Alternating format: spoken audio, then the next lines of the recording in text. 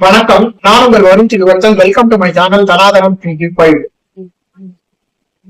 இன்னைக்கு நம்ம பார்க்க போற கஷேத்திரம்ன்றது என்னன்னா, ஸ்ரீமுஷ்ணம்ல இருக்கக்கூடிய அஸ்வத்த விருட்சத்தை பத்தி பார்க்க போறோம்.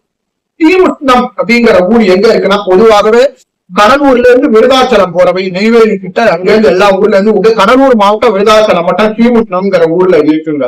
திருமுட்டம்னு பேர் இந்த ஊருக்கு. விருதாச்சலம் பக்கத்துல இருக்கிற ஊர் ஸ்ரீமுட்டம். இங்க இருக்கிற பெருமாள் பேர் பூவராக பெருமாள்னு பேரு. தாயார் நாமம் அம்புஜவல்லி தாயார். ஓகே. இந்த கோவிலுக்கு ஒரு ஸ்வயம்பக்த கஷேத்திரம், தானாக உருவான கஷேத்திரம்.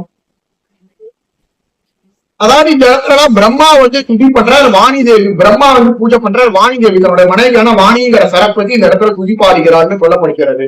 இந்த ஸ்ரீமுட்டம் அதாவது 8 கஷேத்திரங்கள் ஸ்வயம்பக்த கஷேத்திரங்கள் என்று அருளப்படுகின்றன. வராக கோட்டத்தோட முதல் கோட்டத்துல ஆத்யம் ரங்கம் இது புரோக்தம் விமானம் ரங்கதம் நிதம் ஸ்ரீமுட்டம் வேங்கடாத்ரீத கால கிராமம் தனைமிதம் தோயாத்ரி புஷ்கரம் சைவ நர நாராயணாசிரமம் அச்சோமே மூர்த்தயந்தி வயம் வக்தாமஹீதலே. ஸ்ரீமன் நாராயணனான பெருமாள் 8 கஷேத்திரங்கள் ஸ்வயம் பக்தமா தானாகவே எழுந்தருளின கஷேத்திரங்கள் அப்படின்னு தானே எழுந்தருளினார். யாராலும் இது பண்ணப்படாதது. இது தானாகவே எழுந்தருள். அது எதுனா, முதல்ல பிரணவாகார விமானத்துடன் கூடிய ஸ்ரீரங்க கஷேத்திரம், அடுத்தது ஸ்ரீமுஷ்ணம் என்கிற பூவராக கஷேத்திரம், வராக அவதார கஷேத்திரம், வேங்கடாத்ரிங்கிற திருமலை திருப்பதி, கிராமங்கிற நேபாளம் முக்கினா, அப்புறம் நைமிஷாரண்யத்துல வனரூபமா எழுந்துள்ளார் நைமிஷம், தோயாத்ரி என்கிற வானமாமலை திருநெல்வேலி கிட்ட இருக்கு. வானமாமலை புஷ்கரம் ராஜஸ்தான்ல இருக்கு. சைவ நரநாராயணாசிரமம் மற்றும் நரநாராயணாசிரமம் பத்ரிநாத். இந்த 8 கஷேத்திரத்துக்கு பெருமாள் தானே ஸ்வயம் பக்தமா தோன்றினார். இருக்கக்கூடிய மூர்த்தி, தேத்திரம், தீர்த்தம், விருட்சம், ஸ்தல விருட்சம் எல்லாமே சிறப்புடையது அப்படின்னு அர்த்தம். சரியா? இது முதல் ஸ்லோகம். அடுத்ததாக நம்ம பார்க்க போறது என்னன்னா, ஸ்ரீமுட்டம்ல பெருமாள் 2 இடம் இன்னும் விசேஷமானது. பெருமாள் தாடி கிராமம் வராக பெருமாள். அவருக்கு தினமும் திருமஞ்சனம் பண்றாரு. திருமஞ்சனம் தாள கிராமம் அப்படியே முகத்தை பார்த்ததுனாலே தாள கிராமமா இருக்கும். திருமஞ்சனம் பண்ணும்போது அதை திறந்து காமிப்பாங்க. அவரோட தலை அப்படியே தாள கிராமம். ஸ்ரீதேவி பூமாதேவியோட இடுப்புல கையில, இந்த கையில இப்படி பாக்குற மாதிரி இடுப்புல கையில வச்சுட்டு சக்கரம் சங்கத்தோட எழுந்தருளி இருப்பார் வராக. அவருக்கு தினமும் திருமஞ்சனம் உண்டு. அவருடைய மார்பில சாத்தப்பட்ட சந்தனமும் திருமஞ்சன சந்தனமும் நோய்களை எல்லாம் போக்கக்கூடிய தன்மை உண்டு. வயிறு சம்பந்தப்பட்ட வியாதிகள், உடல் உஷ்ண உபாதைகள் எல்லாத்தையும் போக்கக்கூடிய அருமருந்தான சந்தனம் அது. தினமும் வராகருக்கு திருமஞ்சனம் உண்டு இந்த கோவில்ல. காலையில கிராம மூர்த்தியான வராகருக்கு. சரி, இப்ப நம்ம பார்க்க போறது என்னன்னா, இந்த கோவில்ல நித்திய புஷ்கரணின்னு ஒரு புஷ்கரணி இருக்குங்க. இந்த நித்திய புஷ்கரணி அப்படிங்கிறது வராகருடைய சர்வ ஆங்கள். அதாவது வராகர் சிரஞ்சாட்சி அவதாரம் முடித்து அமர்ந்த போது இந்த இடத்துல அமர்ந்தார் என்று சொல்லப்படும் ஒரு பள்ளம் தோன்றியது அவருடைய கால் பட்டவினால.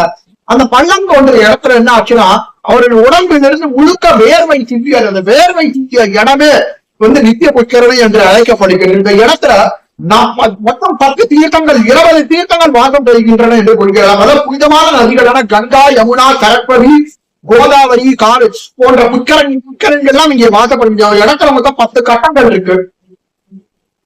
இந்த தீர்த்தங்கள்ல நீராடும் போது, இந்த துறைகள்ல நீராடும் போது, அப்படியே இந்த தீர்த்த பாகங்கள்ல நீராடும் போது ஒவ்வொரு தீர்த்தத்திலும் நீராடின பலன் நமக்கு கிடைக்கும் என்று சொல்லப்படுகின்றது.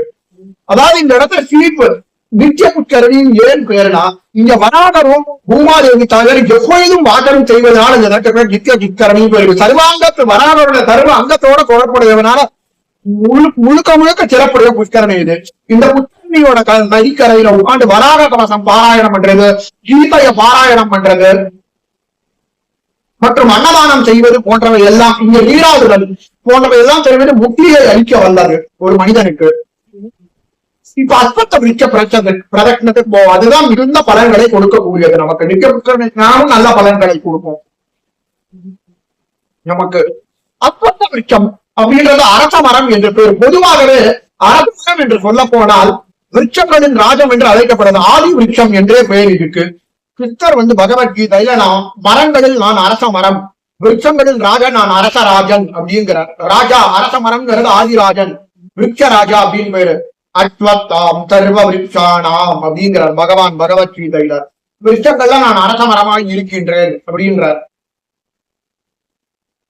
வார்த்தைகளில் நான் பிரணவமாய் உள்ளேன், அகாரோஸ்மி அப்படிங்கிறார் பகவான். அப்ப இந்த ஸ்லோகத்தின்படி பார்த்தோம்னா இந்த இருக்கக்கூடிய அஸ்வத்த விருட்சம்ன்றது எவ்வாறு தோன்றியது என்றால், வராக பெருமாள் தன்னுடைய இரண்யாட்ச சம்காரம் முடித்து இந்த இடத்தில் அமர்ந்தார். அப்பொழுது இதை நினைவு கூறும்போது, தான் பண்ணிய சம்காரத்தை லீலையை நினைவு கூறும்போது அவருடைய கண்களிலிருந்து இரு துளி வந்ததாக, இரு துளி சிறிய கண்ணீர் வந்ததாக கொல்லப்படுகின்றது. அதாவது மகாலட்சுமி ரூபியே அந்த கண்ணீர் ரூபினியா இருக்கா.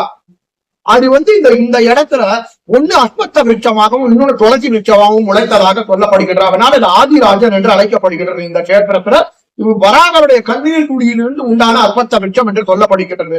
பொதுவாகவே அரச மரத்தை எல்லாம் காலையில் தான் வலம் வருவர் கோவில்கள் எல்லாம். ஆனா இங்க பார்த்தா என்னாலும் வலம் வரலாம். ஏன்னா பகவான் எப்பொழுதும் அஸ்வத்த விருட்ச ரூபியா இருக்கிறதுனால எப்பொழுதும் வலம் வந்து கொண்டே இருக்கலாம் இந்த கோவிலில்.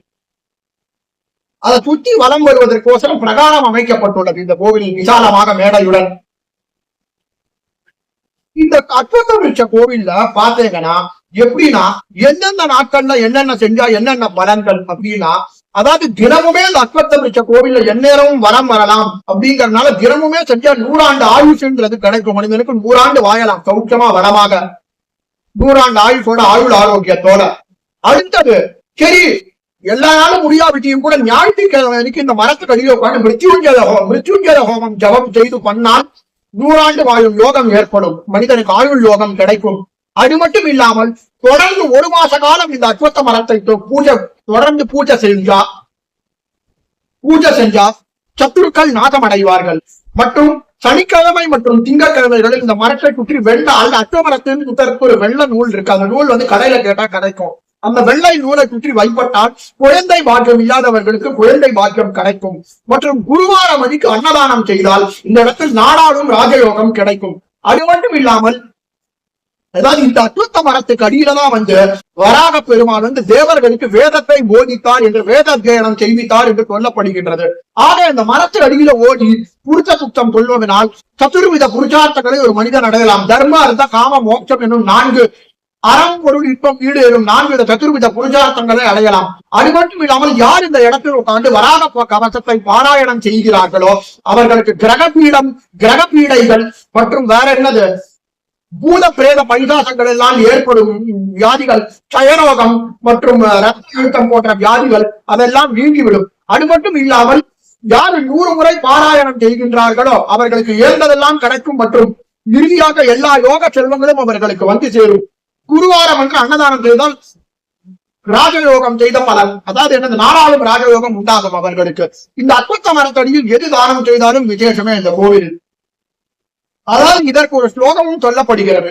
என்னவென்றால், சைத்ரே கிருஷ்ண சதுர்தசியாம் ரேவத்யாம் பானுவாசரே அஸ்வத்த ரூப வாராகம் ஸ்ரீமுட்நேசம் நமாம் யஹம் என்று ஸ்ரீமுட்ன மகாத்மியத்துல இந்த ஸ்லோகம் சொல்லப்படுகிறது ஸ்காந்த புராணத்தில். அதாவது சைத்திர மாசம் கிருஷ்ணபக்ஷம் அன்று ரேவதி நட்சத்திரம் கூடிய சுபதினத்தில் பானுவாசரம் என்கிற ஞாயிற்றுக்கிழமையில் பகவான் அஸ்வத்த விருட்சமாக தோன்றினார் இந்த கஷேத்திரத்தில் என்று சொல்லப்படுகிறது. ஸ்ரீமுட்ன கஷேத்திரத்தில் என்று. ஆனா இந்த கஷேத்திரத்து கோவிலுக்குள்ள பாத்தீங்கன்னாலே பிராகாரத்தை வளம் விசேஷமா இருக்கு. மிகப்பெரிய விசாலமான மேடை ஒன்று உள்ளது இந்த கோவிலில். அப்படியே பாத்தீங்கன்னா சுற்றி நாகப்பிரதிஷ்டம் பண்ணியிருப்பாங்க சந்தான கோபாலன் கூட. பின்னாடி அஸ்வத்த மரத்துக்கு அடிக்கு பின்னாடி பார்த்தீங்கன்னா இந்த கோவில்ல குட்டியாக ஒரு ஆலயம், அஸ்வத்த மரத்தை பொந்துக்குள்ள ஒரு ஆலயம் அமைக்கப்பட்டுள்ளது. உள்ள லட்சுமி நரசிம்மருடைய சன்னதி பிரதிஷ்டை செய்யப்பட்டுள்ளது. லட்சுமி நரசிம்மர், பூவராகன், கருடன், ஆஞ்சநேயர், மத்வாச்சாரியாருடன் பிரதிஷ்டை செய்யப்பட்டுள்ளது. இவர்களை அதாவது இந்த லட்சுமி நரசிம்மர் சன்னதி முன்னாடி திருமணமாகாதவர்கள் தமது ஜாதகத்தை வைத்து அர்ச்சனம் செய்து 9 முறை வலம் வைப்பட்டால் அவர்களை நிச்சயமாக லட்சுமி நரசிம்மர் அருளால் திருமணம் கைகூடும். பிறகு தம்பதியுடன் சேர்ந்து லட்சுமி நரசிம்மருக்கு அர்ச்சனை செய்ய வேண்டும் என்று அழைக்கப்படுகின்றது. இந்த கோவில் சம்பிரதாயமாக கருதப்படுகிறது. இந்த சன்னதியில் எந்த தானம் செய்தாலும் விசேஷமாக 100 மடங்கு பலனை நமக்கு கொடுக்கும். ஆக நமக்கு கிரக கந்தர்களால் ராட்சசர்களால் ஏற்படும் பிரச்சனைகள் இவை எல்லாமே நமக்கு நீங்கிவிடும் இந்த சன்னதியில் வராக கவசத்தை பாராயணம் செய்தால். அது மட்டும் இல்லை, இந்த வராக கவசத்தை பாராயணம் செய்தால் பார்வதி தேவியானவள், சிவனுடைய மனைவியான பார்வதி தேவியானவள் மிக அழகிய செல்வங்களால் ஆணை முகனையும் 6 முகனையும் பெற்றாள் என்று சொல்லப்படுகிறது. வராக பெருமான் வருவார் என்று வராக புராண வராக கவச ஸ்லோகங்களே கொள்கிறது. ஆக ஒரு முறையாவது ஒரு ஞாயிற்றுக்கிழமை இந்த ஸ்ரீமுஷ்ணம் கஷேத்திரம் சென்று இந்த தனதியை சுற்றி 7 பிரதட்சணம் செய்து அஸ்வத்தவிருட்சத்தை 7 பிரதட்சணம் செய்து வழிபட்டால் நீங்க கோரிய பலன்கள் அனைத்தும் கிடைக்கும் என்று சொல்லப்படுகிறது. ஒரு முறையாவது சென்று வழிபட்டு விட்டு வாரிவிடுங்கள் அஸ்வத்த நாராயணரை ஸ்ரீமுஷ்ண கஷேத்திரத்தில். நன்றி, வணக்கம்.